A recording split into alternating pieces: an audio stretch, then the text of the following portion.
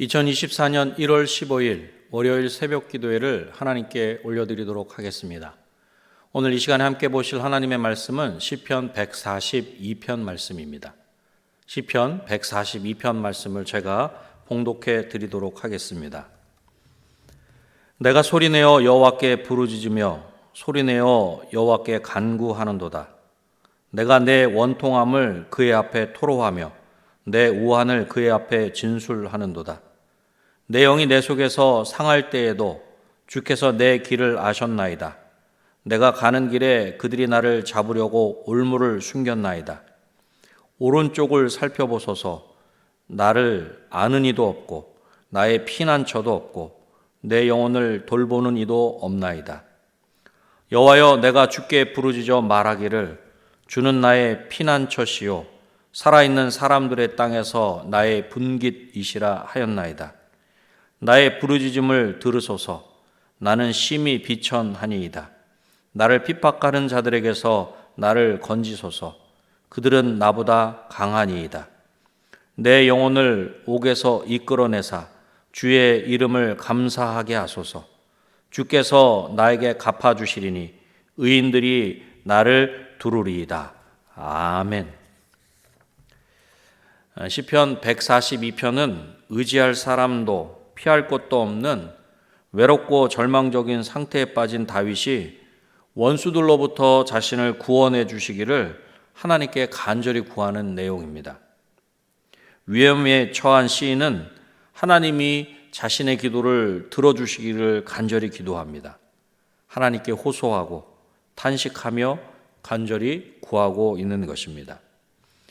오늘 본문이 시편 142편을 중심으로 외롭고 힘들 때라는 제목으로 말씀을 전하고자 합니다. 외롭고 힘들 때 첫 번째로 하나님께 호소하였습니다. 시인인 다윗은 참으로 억울한 일로 인해 감당하기 힘든 고통을 호소합니다. 2절 말씀입니다.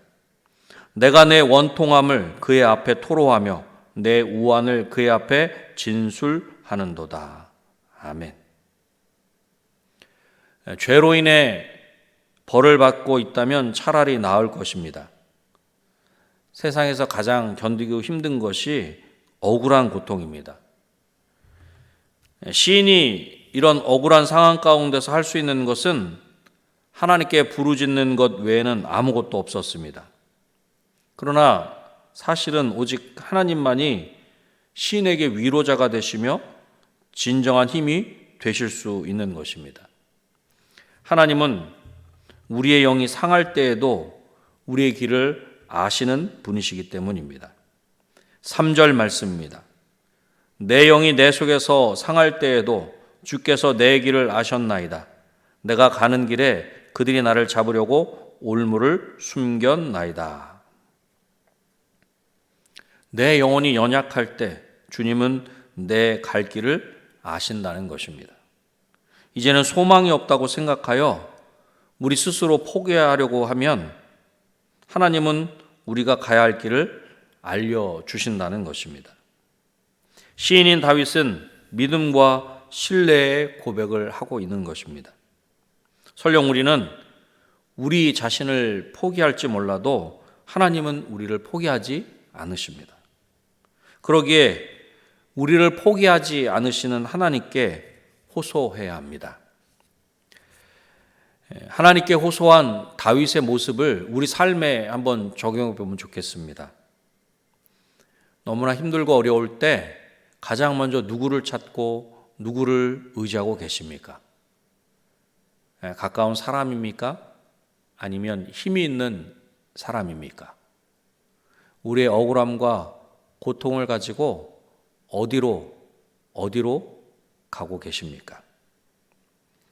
어떤 사람이나 어떤 곳이 아닌 하나님께 호소하는 자리로 나아가는 저와 여러분이 되시기를 주님의 이름으로 축원합니다. 외롭고 힘들 때 두 번째로는 하나님 앞에서 탄식하였습니다. 원수들은 시인을 잡으려고 시인이 가는 길에 덫을 놓았습니다. 시인은 이런 대우를 받을 만한 일을 한 적이 없습니다. 시인이 겪고 있는 이런 억울함보다 시인을 더 절망하게 하는 것은 시인을 변호해 줄 사람이 하나도 없다는 것입니다.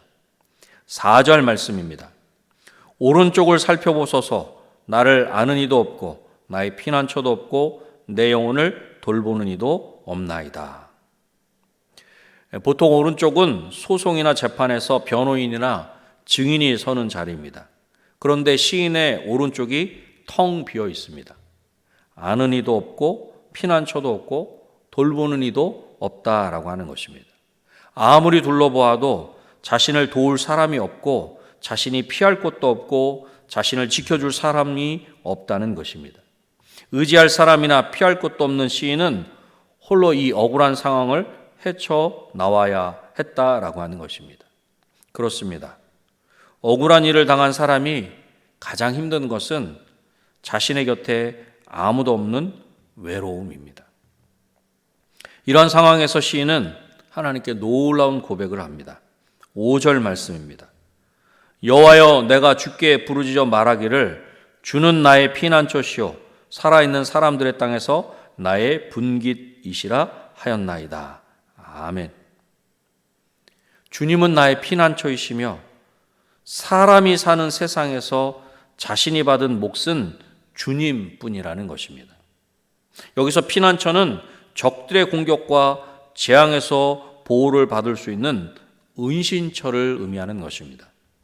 또한 하나님이 자신의 분깃이라고 하는 것은 하나님이 이 땅에서 유일한 자기 편이라는 놀라운 고백을 하고 있는 것입니다. 시인은 이 땅에서 오직 하나님만 바라보고 의지하며 살아가고 있다는 표현을 오늘 본문을 통해서 하고 있는 것입니다. 두 번째, 하나님 앞에서 탄식한 다윗을 우리 스스로에게 한번 적용해 보면 좋겠습니다. 아무리 둘러보아도 도울 사람이 없고 피할 곳도 없고 지켜줄 사람이 없는 것 같을 때 우리는 과연 어떤 선택을 하고 계십니까? 정말로 아무리 둘러보아도 나를 도와줄 사람, 또 피할 곳도 없고 지켜줄 사람도 없는 것 같을 때, 그렇게 절망적일 때 과연 우리는 어떤 선택을 하고 있는가 하는 것입니다. 억울한 일을 당했을 때 진정한 위로와 도움을 어디서 경험하고 계십니까? 오직 하나님만 바라보고 의지하는 저와 여러분이 되시기를 주님의 이름으로 축원합니다. 외롭고 힘들 때 마지막 세 번째로 하나님께 간구하였습니다. 이 세상의 자기 편은 오직 하나님 한 분이라고 고백한 시인은 하나님께 도움을 구합니다. 6절 말씀입니다. 나의 부르짖음을 들으소서. 나는 심히 비천하니이다. 나를 핍박하는 자들에게서 나를 건지소서. 그들은 나보다 강하니이다. 여기서 비천하다는 그 의미는 온갖 어려움으로 인해 매우 낮아졌다는 의미입니다. 자신은 더 이상 내려갈 것이 없는 곳까지 내려간 인생임을 고백하고 있는 것입니다. 자신이 너무 비참하게 되었다는 것입니다. 그래서 이렇게 비참한 처지에, 이렇게 비참한 상황에 하나님께 부르짖으니 자신의 기도에 귀를 기울여 달라, 그렇게 요청하고 있는 것입니다. 자신을 핍박하는 자들에게서 자신을 건져달라, 그렇게 간구하고 있는 것입니다. 이렇게 시인은 너무나 낮은 자리, 비참한 자리에 있는데, 반면에 시인을 괴롭히는 원수들은 시인보다 훨씬 더 강하다라고 하는 것입니다.